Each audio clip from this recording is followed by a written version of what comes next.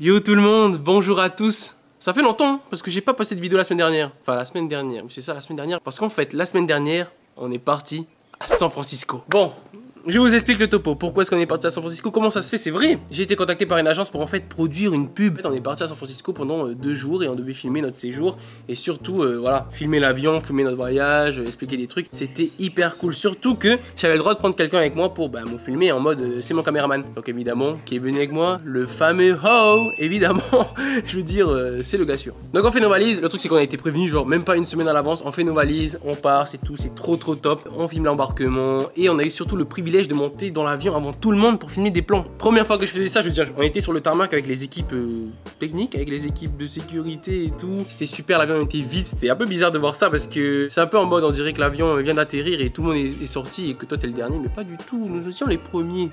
Est-ce que c'est bon pour vous? De toute façon, je vais pas vous faire la pub ici, vous verrez sûrement la pub tourner, vous inquiétez pas. On avait le wifi, on a même pu faire des lives pour certains d'entre vous qui me suivent sur Insta. Vous avez sûrement dû voir le live passer et tout, c'était trop top. San Francisco, c'est une ville un peu genre comme dans les films, tu vois. Moi, je suis jamais allé à San Francisco avec mes parents. Il y a beaucoup de trucs à faire à San Francisco. Il y a beaucoup de lieux touristiques et c'est ça l'idée. Parce qu'en fait, on est resté 2 jours là-bas, ce qui veut dire que le premier jour, on devait faire tous les spots touristiques pour voilà, remplir la vidéo pour French Bee. Bref, on arrive, je crois qu'il est vers 20 h et tout. On réserve notre voiture parce que nous aussi, on a pris une super voiture, bref. Et on va direct manger Korean barbecue. Korean barbecue, c'était incroyablement bon. En fait, c'est genre un all you can eat et je crois que t'as genre 90 minutes au barbecue au milieu d'une table et on t'apporte la bouffe en fait, genre les viandes et tout à cuire. Donc tu payes une fois ton forfait et tu manges tout ce que tu peux. Mais le truc où ils sont malins, c'est que ça met du temps à chauffer en fait. Ça met du temps à chauffer ta viande et à cuire et ils mettent du temps aussi à apporter les trucs. Donc il y a une espèce de compétition entre toi qui dit au serveur, mec, ce soir je rentabilise ma place, et le serveur qui dit, t'inquiète, tu vas rien faire du tout, c'est moi qui contrôle la cuisson et ce que j'apporte comme plat dans tous les cas, donc pose-toi mon gars. Sauf que nous, les Tahitiens, jamais on va se laisser faire, on veut tout rentabiliser, manger comme des porcs. Finalement pas du tout, parce que le service est tellement long, tu commences à manger et après t'as direct plus faim. C'est ouf. On est parti nous de Ho, Marie et Tim. Donc Marie c'est celle qui a l'agence et Tim c'est son copain qui est super trop cool. C'était eux en fait nos guides pour San Francisco, ils ont plein d'anecdotes. Nous on était là, les touristes. On fait nos vidéos, on rigole avec eux, on vit notre meilleure vie et voilà, on a juste à profiter. Après le Korean barbecue, ouais, je suis un peu américain. Direction l'Interconti, donc notre hôtel c'était l'Interconti de Union Park qui se trouve dans le centre de San Francisco. On était vraiment super bien placés. Comme de Ho, on avait chacun un lit queen size de notre chambre avec 4 coussins chacun sur notre lit. Ouais, on a 2 lits et tout, mais c'était le luxe de chez luxe. C'est pour le kiff de, tu vois, avec ton meilleur pote et putain, tu tapes un voyage comme ça sorti de nulle part. What the fuck, enfin, ok. Qui aurait pensé que faire des vidéos ça pourrait amener jusqu'ici?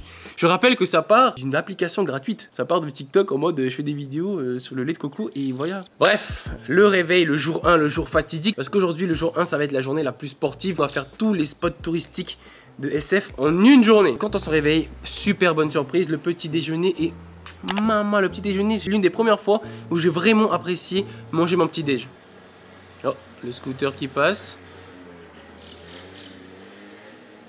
Yes. Et on enchaîne. On va à pied d'abord parce qu'on a Union Square, du coup on peut faire tout ce qu'il y a autour uniquement à pied. Donc Union Square c'est là où il y a les plus grands malls, enfin il y a beaucoup de malls, il y a beaucoup de magasins. C'est vraiment une rue très prisée. Il y a aussi les fameux tramways, tu sais, vous savez, qui montent les collines comme ça de San Francisco. Vous voyez de toute façon les images à l'écran. Je décris alors qu'il y a des images. On a fait aussi Chinatown, superbe surprise aussi. L'endroit est super beau, super magnifique, ça fait très, voilà, encore comme dans les films. Et tu sens que San Francisco en fait c'est une ville multiculturel, il y a beaucoup de communautés en fait qui se partagent la ville en plusieurs quartiers. En te baladant dans San Francisco comme ça, tu peux découvrir beaucoup de cultures. Aussi un truc qui m'a marqué à San Francisco, c'est qu'il y a beaucoup d'immeubles, on dirait que c'est New York. Il y a les trucs avec les échelles et tout dans les appartements là en dehors. Un des quartiers aussi à ne pas rater à San Francisco, c'est le quartier italien. On a aussi fait un super snack qui font des superbes casse-croûtes et des super sandwichs que Marie adore, c'est le Alimento. Regardez-moi ces superbes images. C'était vraiment du fresh de chez Fresh. Ils font eux-mêmes leur jambon et tout, c'était vraiment bon. Surtout que on bouffe beaucoup gras, beaucoup crispy, vous le verrez. Donc manger un peu de légumes et tout, un peu de fresh, un peu de jambon frais, ça fait super beaucoup du bien. Dans le quartier italien, il y avait un restaurant de fruits de mer. Best in the place, restaurant iconique de San Francisco. C'est une espèce de soupe avec des fruits de mer et tout. Sur l'idée, moi j'étais d'accord, j'étais en mode oui, let's go et tout. On va goûter parce que je me dis, bah, je vais dans une ville, il faut quand même goûter le plat typique. En odeur là, ça sent l'iode. Découvrir des nouvelles saveurs, sauf que moi je suis pas très fruits de mer. Et ça, je l'ai pas dit. Mais moi, j'avais pas compris, je croyais qu'on allait juste goûter vite fait. En fait, le soir, on était censé aller manger là-bas, mais là-bas, il y a que que des fruits de mer. Finalement, j'ai dit, les gars, moi je suis pas trop chaud, on peut changer. On a changé. Ce qui a dégoûté Tim et Marie parce que, ben voilà, eux ils adoraient ça. Je suis désolé, les gars, je suis désolé. Après tout ça, on est parti voir les quais. C'est vraiment un endroit incontournable si vous allez à San Francisco. Et les fameuses otaries. Là, il y a Marc, Marco, il y a Marquis, Marca. Avant d'arriver jusqu'aux otaries, vous passez en fait dans un espèce de marché un peu pêcheur et tout, mais c'est un peu vibe de Disney, c'est bien agencé, c'est bien tout joli. C'est vraiment très à l'américaine en mode, avant d'arriver à l'attraction principale, tu passes d'abord par plein de magasins de souvenirs en mode lâche ta thune avant d'arriver, tu vois. Mais moi pas du tout, on n'est pas du tout allé dans les magasins de souvenirs. Mais par contre, il y avait un super magasin de magie. La magie, c'était vraiment, je pense comme beaucoup d'entre vous, un peu un truc passion quand t'es petit et tout, d'apprendre la magie, c'était vraiment trop top. Le magicien du shop était super sympa, il nous a fait un petit tour de magie. Right there, perfect. Watch the 3, goes into the middle. Again, square it up for me. Wonderful. Now, let's see, that was about, I would say that's about 26 cards down.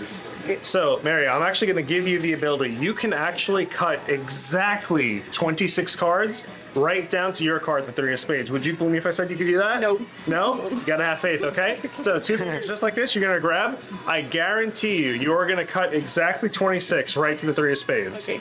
Just go for it. Women's intuition, go for it. Boom, right there. Et j'avoue, j'ai été un peu bluffé. Pourtant, je connais quand même, j'ai vu beaucoup de vidéos, je sais faire quelques trucs. Mais il y a certaines choses, je me dis, mais c'est pas possible, le paquet en lui-même, c'est un tour, tu vois. Tu vois, qu'est-ce que vous en pensez? Bref, ça y est, on arrive enfin aux otaries. Pour moi, j'étais déjà en mode, waouh, incroyable, tu vois, les otaries, elles sont là. Je crois que c'est la première fois que je voyais les otaries comme ça. Il y a plusieurs passerelles, et là, il y a des otaries que sur une seule. Et Tim me dit, ouais, c'est nul et tout, il y a pas d'otaries. Oui, d'habitude, il y a les gros mâles, donc c'est pas, à mon avis, ils sont pas encore là. Il fait peut-être pas encore assez froid. Ouais, peut-être, hein. Là, dans l'eau, c'est une L'eau, elle est encore bien chaude là pour eux. Parce que normalement, toutes les plateformes sont remplies, vous voyez. Mais je crois que c'est une histoire de un peu réchauffement climatique, ou je sais pas, en tout cas, il faisait trop chaud. Du coup, les otaries n'ont pas encore migré et ne sont pas encore toutes venues voilà, se prélasser devant nos yeux de touristes. Alcatraz, évidemment, Alcatraz, c'est aussi un truc super touristique. Pourtant, je comprends pas, moi, le délire de regarder une prison comme ça. Je suis en mode, ouais, bon, bah, c'est une prison avec des détenus à l'époque. Bon, ok, je sais pas, moi, si je suis en famille, est-ce que j'irai faire ça avec mes enfants? Bon, je sais pas. Beaucoup de street food aussi sur les quais. On en a pas mangé aucun. Vous savez pourquoi? On mangeait tellement bien le matin, le midi, le soir qu'on pouvait plus rien grignoter. Je pense que ça vous a déjà fait ça. Quand vous allez quelque part, mais pendant un très court laps de temps, bah, vous voulez profiter à fond. Donc, vous mangez à fond dans chaque restaurant que vous faites en mode pour rentabiliser bah, votre temps. Le truc, c'est que du coup, on n'a pas du tout pu grignoter de chocolat, de petits hot dogs et tout. On était full de ouf. Après ça, on a aussi fait Longboard Street. Je sais pas si je prononce bien, Longboard Street. Comment ça s'appelle déjà la London Street? Longboard Street. Mais si, vous voyez, c'est la rue super connue sur Instagram avec les fleurs et tout, avec les voitures qui descendent, et c'est super joli, super un peu romantique et tout, avec la méga vue sur San Francisco. On n'a rien vu de tout ça, est-ce que c'est bon pour vous? Je m'appelle Squeezie. Parce qu'en fait, c'était bientôt le début de l'hiver. Donc en prévision de l'hiver, les jardiniers sont venus tout couper. Il n'y avait aucune fleur, c'était un peu vert et marron. Donc bon, un peu dégoûté, mais la vue était vraiment imprenable. Ce qui était drôle aussi, c'est que tous les touristes, enfin dans nous, puisque on est aussi touristes, lol, prenaient en fait le tramway. Et le tramway, les trams, ils s'arrêtent vraiment sur la colline pour que les gens prennent leurs photos de la vue, vous voyez. Trop drôle. Et aussi, après ça, on a goûté. Le truc, c'est que moi, j'adore le poulet. Le poulet frit, j'adore. Il n'y en a pas tellement ici, tu vois. Au McDo, c'est pas ouf. En France, le KFC, j'ai goûté, c'était pas ouf de ouf. Mais d'après Tim, qui est un grand spécialiste du poulet frit.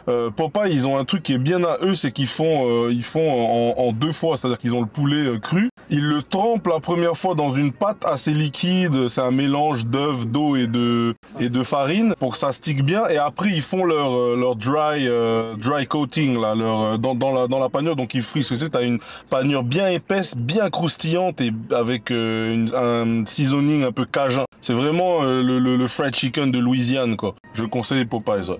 Puis qu'on a été dans un Popeye, un peu du bled, un peu de la cité, c'était un peu craignos. Retour sur Popeye, avant de goûter. Bah, en vrai, genre Tim il nous a carrément vendu le produit. Du coup, les attentes là elles sont assez high. C'est chaud le service ça. Ah ouais, je pense qu'il filme le gars. C'est pas chaud mais c'est genre un vieux Spanish chez dur qui parle. à se comprendre quoi. Laisse-moi tourner, j'ai l'impression que c'est un peu genre le Popeye de rue, tu vois, genre de la cité. De la route quoi. On va goûter ça hein. Frozen lemonade strawberry. Ouais, c'est sucré hein. Ouais. Mais c'est la petite margarita.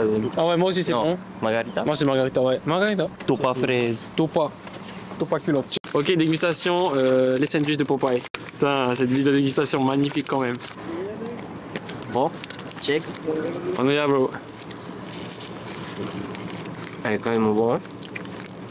C'est bon, hein. C'est bon. C'est bon. Excellent, non? Ouais. Ok, on va passer aux tenders, les gars. Avec la sauce ranch. Voilà, yes, aïe. Les Popeyes, ils sont connus pour la qualité de leur poulet. Ils vont directement chercher. À la ferme. Ils vont attraper les poules. Waouh. Bon la sauce, hein. C'est à ça que tu t'attends quand tu prends un McChicken, quoi. C'est jamais ça qui sort, quoi. Waouh. Les frites genre assaisonnés, quoi. Et t'as pas besoin de sauce, quoi. Ouais.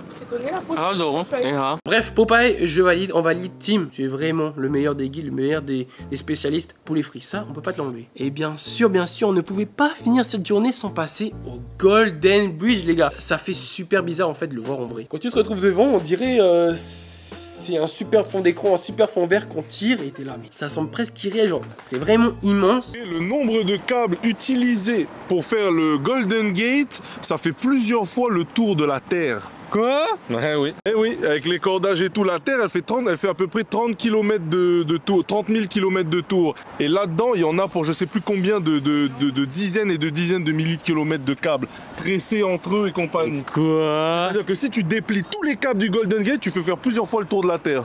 C'est un truc de fou, non? En te disant que c'est pas si grand en plus. Ouais, c'est un C'est pont, que du quoi. câblage. Regardez, c'est incroyable, hein. Incroyable de ouf. La vie est folle. C'est ouf, bro. On a eu de la chance, il y avait de la superbe lumière un peu en fin d'après-midi. C'était vraiment super beau. Et puis tu sens aussi que les Américains ils font leur point de vue et tout pour que les gens se prennent en photo. Alors qu'à Paris, tu vois, la Tour Eiffel elle est posée comme ça, débrouillez-vous comme vous voulez. Oui, c'est vrai, un truc que je veux aussi faire, c'est collectionner des photos devant des lieux atypiques comme ça ou problématiques des endroits que je visite. Donc j'ai déjà la Tour Eiffel et le Golden Bridge. Et pour finir la journée, les gars, là on était rincés parce qu'on a fait tout ça. Déjà juste là en vous racontant, je speed, mais vous voyez, c'est long, on a fait beaucoup de choses. Après le Golden Bridge, on a été voir les Painting Ladies. Les Painting Ladies, c'est je crois 4 ou 5 maisons alignées comme ça, qui ont toutes leur style mais qui ont toutes une couleur différente, été créées par un architecte genre à l'ancienne et tout. Un truc un peu emblématique parce que c'est très atypique et très unique à San Francisco. Elle se trouve en contrebas d'une superbe plaine, donc tout le monde vient là pour admirer le coucher de soleil et les prendre en photo. J'ai deux trucs à dire, si vous voulez. Alors normalement, de ce que je m'en souviens, c'est des maisons qui ont été construites par un architecte et du coup c'est les maisons qui coûtent les plus cher de San Francisco. Voilà, genre ça coûte des millions de dollars. Mais bon, c'est un peu bizarre parce que genre t'es milliardaire, t'achètes une super maison, c'est super trop top, tu vois. Mais vu qu'elle est vraiment connue dans la ville, bah tous les touristes viennent devant chez toi en mode faut pas que tu te sortes de ta douche à poil, tu vois, ça craint un peu. Et on était claqués, on est rentrés, mais les gars, on a dormi, mais d'une force. Éclatax. Le jour 2, puisque le jour 1, on a réussi à tout finir, tous les plans qu'on voulait faire, on a fait du shopping évidemment. Le classico, Solister, Target et tout. J'ai acheté des t-shirts. En fait, j'avais plus de sous, j'ai tout mis dans la caméra, j'ai tout mis dans le matos vidéo parce que je m'en fiche en vrai, moi du linge, tout ce que je veux, c'est faire des vidéos. Et c'était une course contre la montre parce qu'on repartait le soir à 23h30. Avant d'aller à l'aéroport et de déposer la voiture, on s'est arrêté à Krispy Kreme et In-N-Out. C'est les donuts dans les Simpsons, super bon, superbe donuts.